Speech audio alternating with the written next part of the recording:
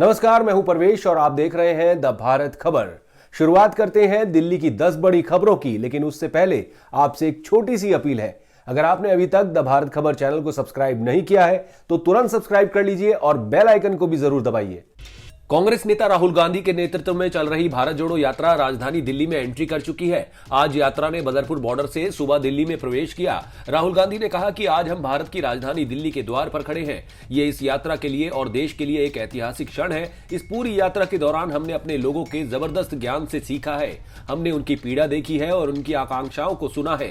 राहुल गांधी ने कहा कि भारत जोड़ो यात्रा अब मोहब्बत की इस आवाज और भारत के लोगों के मैसेज को दिल वालों की नगरी यानी दिल्ली तक लाई है। उन्होंने कहा कि आप लोग मेरे शब्दों को नोट कर ले, आपकी नफरत को हमारा प्यार काटेगा। राहुल गांधी ने कहा कि मिस्टर प्राइम मिनिस्टर, आप इस आवाज को जरूर सुने, ये आपके अहंकार को चकनाचूर कर देगा और नफरत की इस आग को बुझा देगा जिसे आपने 8 साल से अधिक समय तक पाला है। वहीं यात्रा के दिल्ली आने पर राजनीति भी शुरू हो गई है। केंद्रीय मंत्री अनुराग ठाकुर ने दावा किया है कि देश में कोविड केसों में फिर से उछाल देखने को मिल रहा है, लेकिन कांग्रेस केंद्र की ओर से घोषित कोविड प्रोटोकॉल का पालन नहीं कर रही है। आम आदमी पार्टी ने एमसीडी के मेयर, डिप्टी मेयर और सदन से चुने जाने वाले स्थायी समिति के 6 में से 4 सदस्यों के चुनाव के लिए पार्षदों के नामों का ऐलान कर दिया। पार्टी ने शैली ओबेरॉय को मेयर पद के लिए उतारा है, जबकि निगम में सबसे ज्यादा मतों से जीत हासिल करने वाले मोहम्मद इकबाल डिप्टी मेयर पद के प्रत्याशी होंगे। आमिल मलिक, रविंदर कौर, मोहिनी जिनवाल और सारिका चौधरी स्थायी समिति के सदस्यों के लिए उम्मीदवार होंगे। शुक्रवार मुख्यमंत्री अरविंद केजरीवाल की अध्यक्षता में पार्टी की राजनीतिक मामलों की समिति में इसका फैसला किया गया।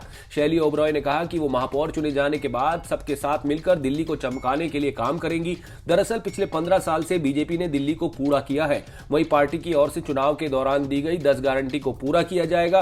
उन्होंने कहा कि दिल्ली की साफ सफाई और कूड़े के पहाड़ हटाने को लेकर जल्द ब्लूप्रिंट तैयार कर काम किया जाएगा।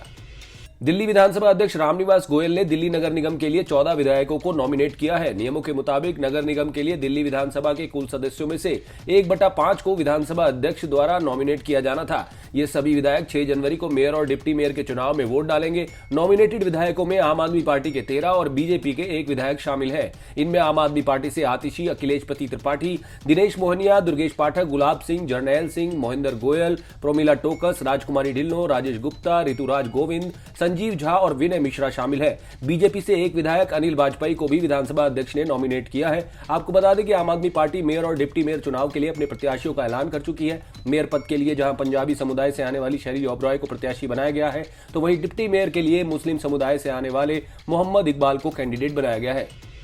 दिल्ली के डिप्टी सीएम मनीष सिसोदिया ने काम करने के तरीके पर सवाल उठाते हुए उपराज्यपाल वीके सक्सेना को एक पत्र लिखा है।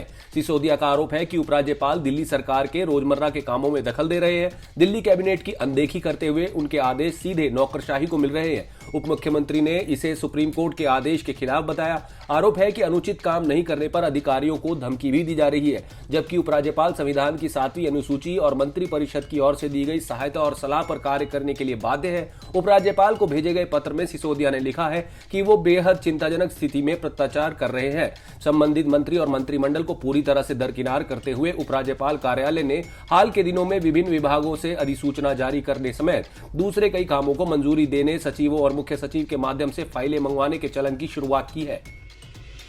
तिहाड़ की जेल नंबर 7 में धन शोधन मामले में बंद दिल्ली सरकार के मंत्री सत्येंद्र जैन की सुविधाओं में कटौती की गई है।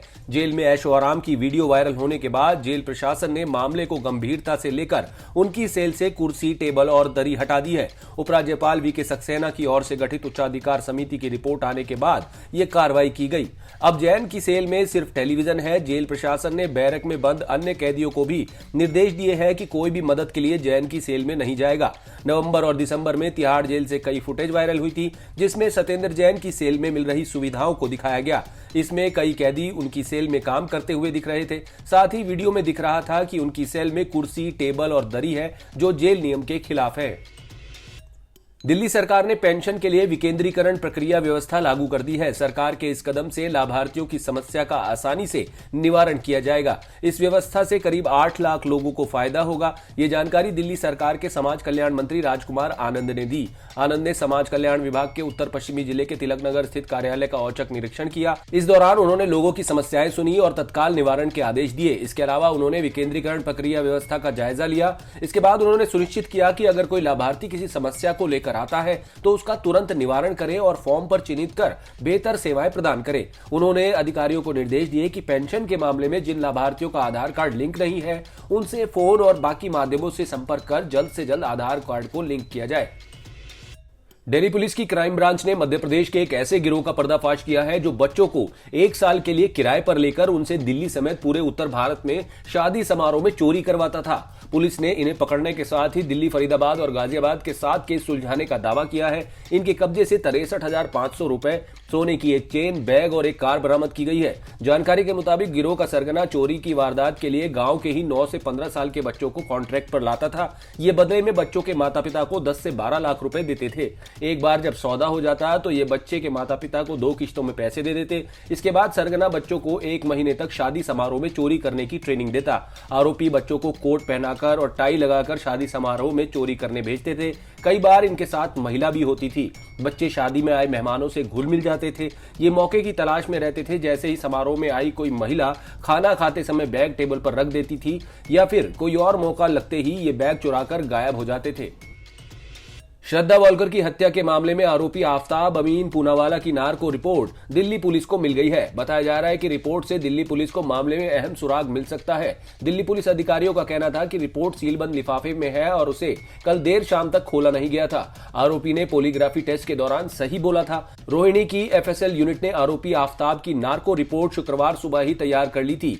एफएसएल की ओर से रिपोर्ट तैयार होने को लेकर दक्षिणी जिला पुलिस को शुक्रवार सुबह ही बता दिया गया। इसके बाद मेहरौली थाने में तैनात हत्याकांड के जांच अधिकारी राम सिंह ने शुक्रवार दोपहर करीब 3:30 बजे एसएफएल जाकर रिपोर्ट ले ली। बताया जा रहा है कि शुक्रवार देर रात तक रिपोर्ट खोली नहीं गई। नार्को टेस्ट के दौरान आरोपी आफताब से 50 से ज्यादा सवाल पूछे गए थे। आरोपी आफताब के पॉलीग्राफी टेस्ट और डीएनए रिपोर्ट पुलिस को पहले ही मिल चुकी है। छतरपुर के जंगल से मिले शरीर के हिस्सों का डीएनए श्रद्धा के पिता के डीएनए से मैच हो गया है।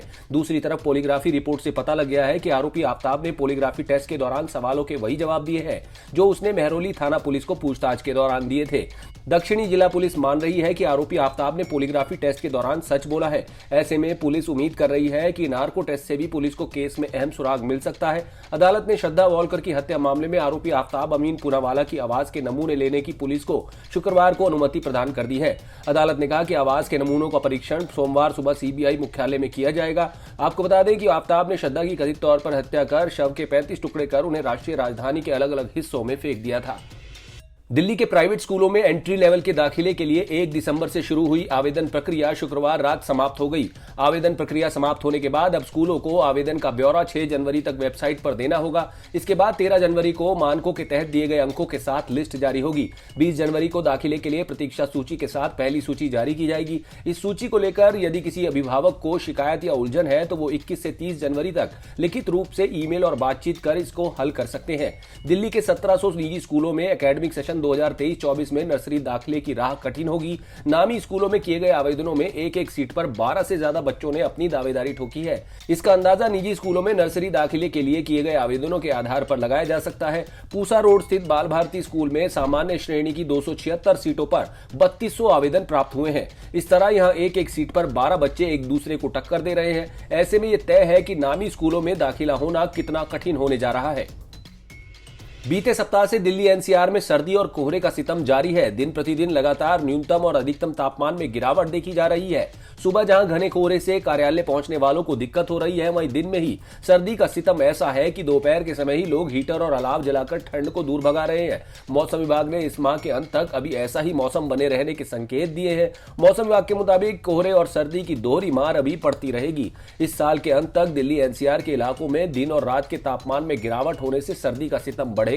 मौसम विभाग ने अगले 48 घंटों में दिल्ली, पंजाब, हरियाणा, चंडीगढ़ में घने से घने कोहरे की संभावना जताई है। 25 और 26 दिसंबर को सर्द से अति सर्द दिन रहने का पूर्वानुमान है।